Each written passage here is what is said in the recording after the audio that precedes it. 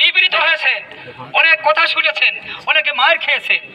এবারে আমাদের সেই প্রাণপ্রিয় নেতা শৈলকুপা উপজেলার গর্ব, সেই লড়াকু সৈনিক যার নেতৃত্বে শৈলকুপা উপজেলা আওয়ামী লীগ সুসংগঠিত হয়েছে এবং যিনি ত্যাগ তিতিক্ষা তার জীবনকে বাজি রেখে রাজনীতির ময়দানে উত্তপ্ত হয়েছে এবং সেই পথ পরিক্রমা পার হয়ে যে নেতা এবারে আপনারা যাকে আপনারা নির্বাচিত করেছেন ভোট দিয়ে, শ্রম দিয়ে, ত্যাগ স্বীকার করে, সেই আমাদের প্রাণপ্রিয় নেতা মোস্তফা আরিফ রেজা মন্নু।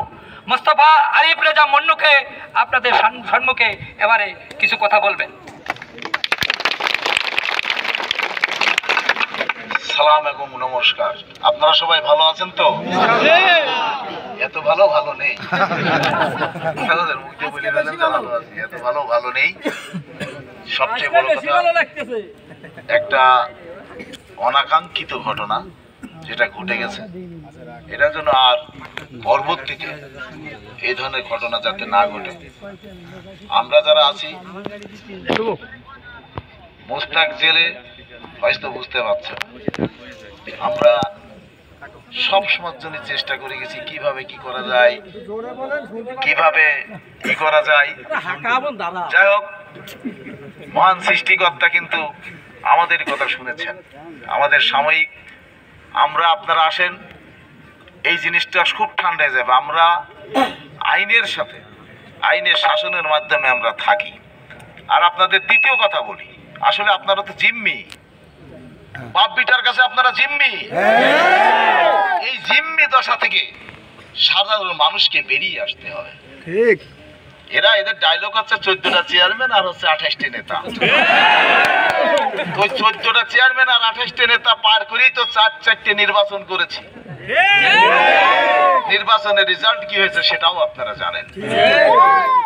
এখন মূল কথা হচ্ছে যে আপনাদের কাজ হচ্ছে একটাই, দেখি ওদের 14টা চেয়ারম্যানের নেতা আমরা দেখি না ওরা কি করতে পারে।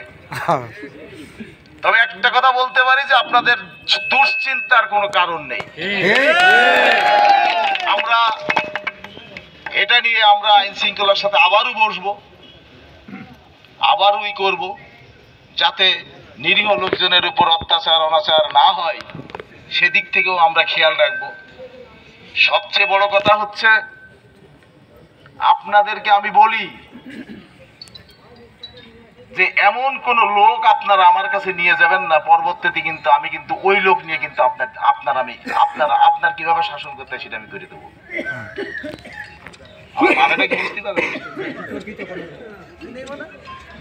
কথাটা কি বুঝতে পেরেছেন?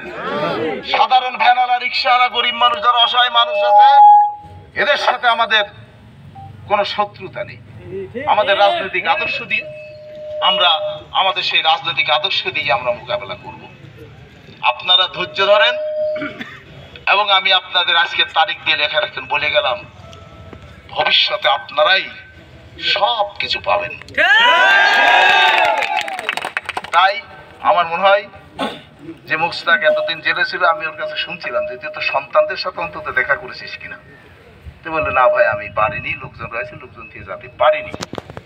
আমিও আশা করবো যে আপনারা সকাল সকাল একটু ছেড়ে দেবেন, যাতে সন্তানরা তোর জন্য তাকাই আছে। এইটার দিকে আপনারা লক্ষ্য রাখবেন। আর অল্প কথাই শোনেন, 4-4টে ক্ষমতার মালিক কিন্তু আপনারা, আর ওরা মালিক হচ্ছে 14টা চেয়ারম্যান আর 28টি নেতা। জনগণ কিছুই থাকবে না, আমার জানা মতে জনগণ কিছুই থাকবে না। সেই উদ্দেশ্য আপনাদের কাজ করতে হবে, আপনারা সেইভাবেই কাজ করবেন। আর আমি আপনাদের বলি, আমার রাত 4টের সময় ডাকলেও আপনারা পাবেন। আপনারা আমার ডাকিয়েই দেখেন, একদিন পরীক্ষা করার জন্য ডেকে দেখেন যে ভাই আসেন তো, পাবেন ইনশাল্লাহ। আমরা বললি যে এখানে যারা আমরা আছি, আমরা টোটাল যারা আছি আসেন, বলি না একসাথেই মারা যাবো। মানুষ তো মরে একবার, কিন্তু সত্যের পথে লড়াই করে মরতে চাই। সবাই আপনারা ভালো থাকবেন, আমি আপনাদের জন্য দোয়া করি, আমিও আপনাদের জন্য দোয়া করি, আপনারাও আমার জন্য দোয়া করবেন। আমি সবার সুস্বাস্থ্য কামনা করি। সবাইকে ধন্যবাদ। জয় বাংলা, জয় বঙ্গবন্ধু। আমার কাছে বসায় রেখেছিলাম, দুপুরে একসাথে তারা 2-3 জন ছিল, তাদেরকে নিয়ে খাওয়া দাওয়াও করেছি। আমি একটা জিনিস বুঝতে পেরেছি, আমি বললাম যে দেখেন আপনার ভয়ও নেই, কিচ্ছু নেই, আপনি আমার কাছে একটু বলেন তো যে ঘটনাটা কি। দেখছে বাবা বিশ্বাস করো এটা কেউই ছিল না, এরা কেউই ছিল না। এই যে মুস্তাক সহ বা যে বাইরের গ্রামে যারা বললে যাবে এরা কেউই ছিল না।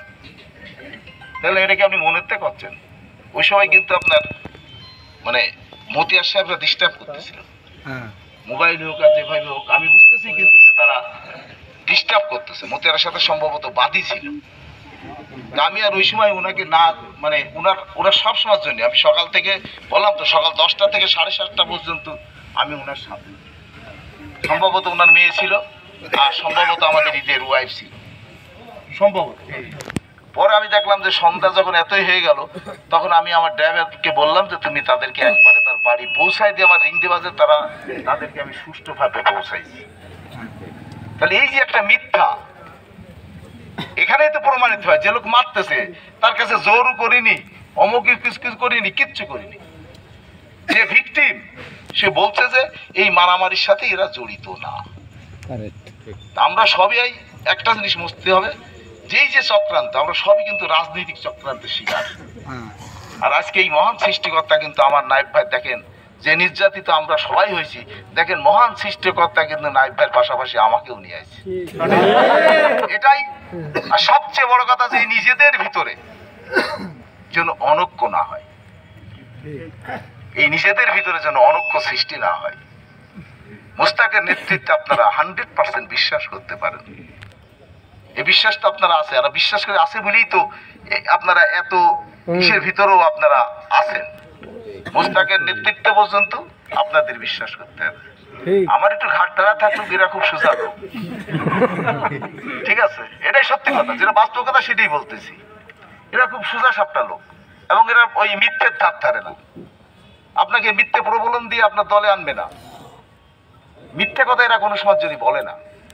কারণ আমার যতদিন ওর সাথে আমার সম্পর্ক, আর আমি আরও তো মানে আপনারা জানেন কিনা জানেন, এরা 2টি, 2:30, 3টে পর্যন্ত আমাদের মোবাইলে কথা হয়, কোন জায়গা কি করব, কোন জায়গা করলে কি হয়, কোন জায়গা করলে কি ভালো হয়। তা আমরা সবাই একই পরিবার। আর উপজেলার চেয়ারম্যান আপনারা এখানে যারা মুরব্বী আছে, আমি সব জায়গায় বলতেছি, অন্তত আমার কেউ চেয়ারম্যান সাহেব করবেন না। আগে যেন ভাই বলতেন, কেউ চাচা বলতেন, ভাইস্তে বলতেন, মুরব্বীরা নাম ধরে রাখতেন, এইভাবে বললেই কিন্তু আমি খুশি হব। সবাইকে ধন্যবাদ। জয় বাংলা, জয় বঙ্গবন্ধু।